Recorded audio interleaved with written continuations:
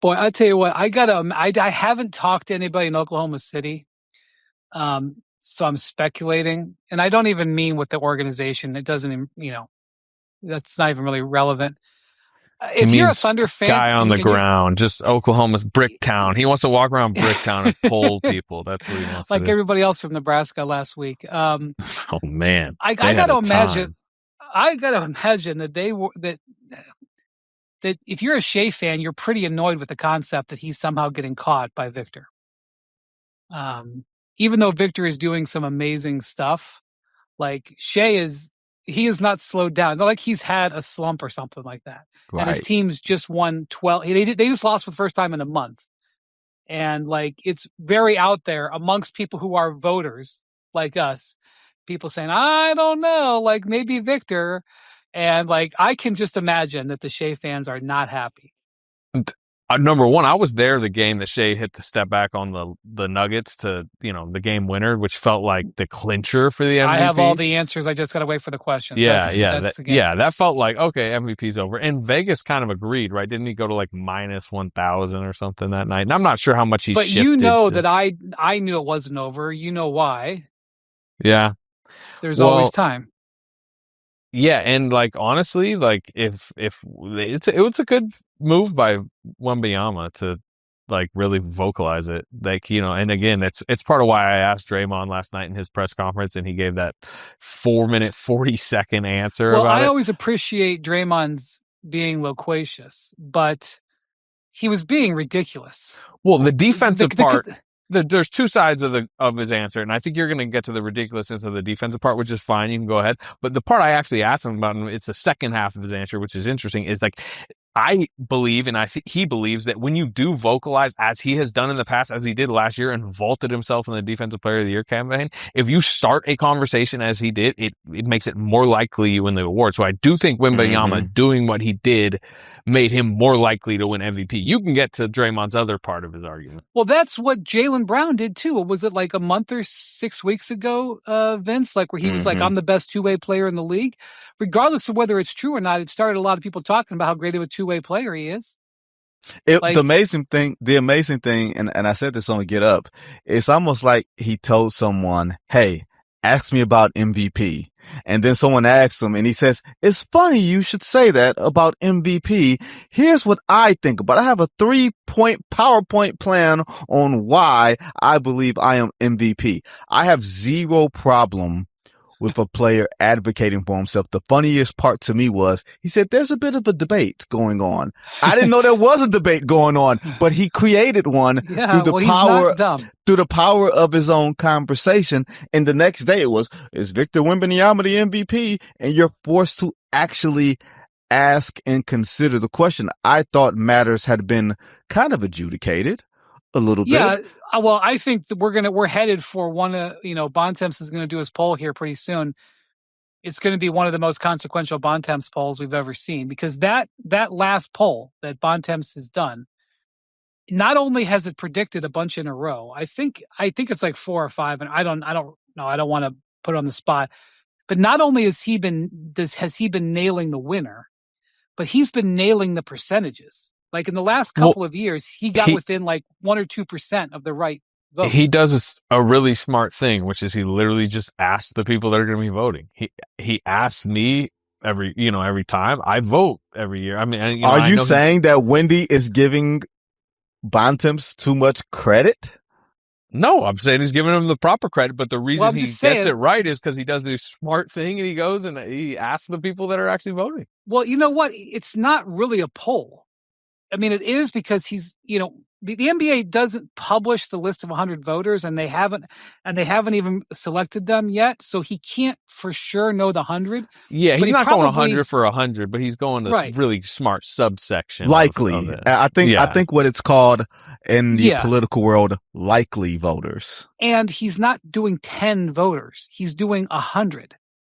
So he's doing them in all the markets. Like every time he does one, I feel like I've got to tell everybody, because I don't think, people probably are annoyed, but like he goes to, the NBA voters. There's 2 in every market, I think, right, Vince? Mm-hmm. 2 in every market. So that's 60. Yep. And then the other 40 are made up of international and national media in all the phases: broadcast, writing, team media, national media, etc. Hey, buddy. He goes, yeah. And he makes you give you all 5. Like, give me your ballot, right. not just like who and he got harasses his MVP. you. Yeah. Get your ballot. And you know what's funny, Wendy? There was 1 year out of the last 16 that I've not had an MVP or a postseason award. And I'm still pissed at both teams for the reason why. I was transitioning. That sounds like a bad word. I was going from Detroit to Chicago, from covering the Pistons to covering the Bulls. I covered the Pistons for maybe like 47 games or somewhere around there. And what happens is the teams tell the league, oh, here are the beat guys. These are the guys who have been covering us all year. That's right. The Bulls thought the Pistons were putting my name down. The Pistons thought the Bulls were putting my name down. Neither side put my name down, even though I covered like a grand total of like 85 regular season games all told. So I did not have an MVP vote in 2014-15, where Steph won his first MVP and all that. And I was despondent. Who would you have voted for? No, Steph would have got my vote that year for MVP. Oh, okay, well, they won like 60. Changed. They won like 65 games or whatever. 67. It was. 67. There you go. Yeah. 6-7. First Steve Kerr season. Okay, so the Bontemps poll will be interesting when it comes out. By the way, like there's as any player will tell you, there's downsides to dealing with the media. And, annoyances and things that, infuriate them, whether it's fair or not. So you might as well use the entire spectrum of it, So when you have an opportunity, I mean, that's what I'm saying. Victor's smart. As for what Draymond said, what was annoying about what Draymond said was that he talked about basically a straw man argument, which is, why does anybody have to say that, the defense? What did he say exactly, Slater? That he felt that Wemby saying defense is 50% of basketball was taken by the shows that you guys are on every morning as like a profound statement of like, wow, we just learned today that defense is 50% of basketball. Obviously, it was kind of in a lot of ways the self-serving side of his. Yeah, he was burnishing his own resume. Yeah, well, welcome to the world of Draymond Green. I know. Yes, and by the way, he took the question, gobbled it up through his lens, and then definitely had motives within his answers, delivered it very animatedly and entertainingly, ticked off Brian Windhorst, always a great checkpoint. But yeah, I mean, that was him saying, hey, we need to pay more attention to defense as a viewing public.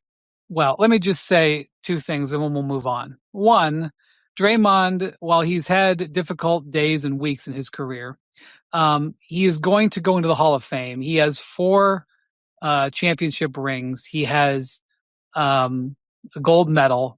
He is made hundreds of millions of dollars, and he's regarded as one of the best defensive players of his generation. He's doing okay. That's number 1. Number 2 is the defense has always been a part of the MVP vote. Yes, there are years when like Nikola Jokic wins where defense matters less, but I won't even spend the time to go back and list all of the players who were honored for their defense the same year they won the MVP. All 4 years, for example, LeBron won MVP. He was all defense, which did not happen every year of his career. I think out of 23 years, LeBron made all defense 6 or 7 times. He won MVP 4 times. It wasn't like he made it 19 times. Jordan won. He was on the all defensive team 4 of the 6 times he won MVP. Obviously, a couple years ago, Giannis won Defensive Player of the Year and MVP. I can go on and on and on. I mean, Kareem Abdul-Jabbar made like 12 all defensive teams and he won all those MVPs. I didn't look it up, but I'm sure that many of those years he was all defense. I will say this to some degree. You could make the case that Victor's a more impactful defensive player than offensive player. And very rarely. I don't even think there's a case. I think that's absolutely true. Right. And what my point is, only with maybe Olajuwon, when Olajuwon won it in 94, and maybe David Robinson in 95, but I think he's a better offensive player. Could you make the argument that the MVP was a more impactful player on defense than offense. I don't think Draymond meant that, but I'm saying that this would be a rarity in that instance if he won the award, if his greatest value is on defense in a league now. Well, let's be honest, we don't say jack Bo diddly about defense. Like, the league has tilted the axis far more towards offense than it has. Well, that was the point that recent, Stephen A made today when I was on First Take. He's like, if Draymond has a beef, it's the league doing this. I mean, this Shai armbar, and I don't even know if he pioneered it, but he uses it most effectively, which, by the way, Jalen used against Shai last night. And there was in that Minnesota-Houston game, which was one of the crazy games of the year, there was one key play where Julius Randle basically threw a punch. He shoved, I can't remember if it was Şengün. He shoved that arm so hard that it almost registered on the radar gun at Target Field. That's how much he threw that arm. And it was like, referee was like, yeah, no problem. Yeah, you're making a good point. Can I do a Vince Goodwill trivia question? I don't know the answer to this, but by the way, right? Because he's the trivia guru. Did he? Did it again. Yes. Okay, well, I have a trivia question for him right here. And again, I don't know the answer. Maybe Jackson can look it up as I'm sorry, Slater. What was the question that you got right? The question was from Himbo, of the players who won back-to-back MVPs, who has the highest scoring average of those 2 years? And the answer was Kareem Abdul-Jabbar, then Lou Alcindor, in the 2 years he won it, the first, I think his second and third year in Milwaukee, where he might have averaged 31 and 34 or something like that. I'm sorry, say that again. Who had the higher scoring average? The highest scoring average if you won MVP back-to-back, who's the player who scored the most? In other words, this is like a Luka-based question, right? A Shai-based question. Shai. Oh, Shai. Well, Luka's the most who won their second, like if you were on. No, you have to win back-to-back MVPs. Okay. Yeah. Let me. So my question, my trivia question for Vince. When and if has it ever happened, or how recent has the MVP also won Defensive Player of the Year? Because it's a little more like Wemby's winning Defensive Player of the Year. Giannis won both. Yeah, Giannis won both in 2019. And I think had it not happened since Elijah Wan, or did Duncan? And Elijah Wan did it. Elijah Wan did it in 94. And Duncan never won Defensive Player of the Year, believe it or not. Interesting. Okay. Thank you, Draymond was right. Guru. Draymond was right. Oh, there we. How did we get you here? Jackson has the three guys. And Jordan did it in '88. He was the first. Jordan, Elijah Wan, and Giannis. It's happened 3 times. There you go. But it might be 4. I was put it this way. I think it's going to be Shai. I think it's going to be so. Shai. Right now, I would probably vote for Shai, but I would say that I do think that, regardless of what Wembanyama's pitch was, I do think that voters are looking for a reason to vote for Wemby. And if the Spurs pass the Thunder, that could be a reason. The question is, okay, if they pass the Thunder, because I think McMahon has said that, maybe it was today or yesterday or something of the sort, that if they pass the Thunder, it's an easy choice. How close do the Spurs have to get without surpassing them? Like, it's 2 games now. Well, how about this? How about they tie? They have the tiebreaker. They win the tiebreaker. Then they win. Then they pass them. Then they pass them. I wonder if some of this is OKC backlash to some degree. Yes, absolutely. No. You know what I mean? Well, first off, we talked about this with Kerr recently, Slater. Like, the procession of coaches coming into, it's like a rite of passage, coming into Oklahoma City, playing them, and then going in and grumbling about the officiating. It happens like twice a week for the last 3 months. Yeah, there was 6 straight Thunder games where we're at ESPN writing some form of newsers where Mike Brown makes a comment, Steve Kerr makes a comment, Jaylen Brown makes a comment. Yeah, it's right. I think Chris Finch, he fastest way to get for sure. Yeah, the fastest way to get Chris Finch in a bad mood is to have him talk about Oklahoma City and fouls. Well, I will say this, and I'm with you, Wendy, that a lot of this is OKC backlash. Usually, when we get these close MVP votes, is some sort of, usually MVP is kind of, I won't say groupthink, because it's not quite groupthink, but I think in the space of us having these discussions all the time on podcasts and TV shows, you wind up swinging voters and everything else, especially in the age of transparency. But usually the MVP vote is like controversial if it's close. Like the Russell Westbrook MVP, I'll stand on the table and say, if Russell